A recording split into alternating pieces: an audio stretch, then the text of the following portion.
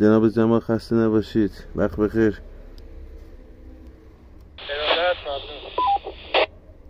جناب جمال کجا تشریف داری انشالله؟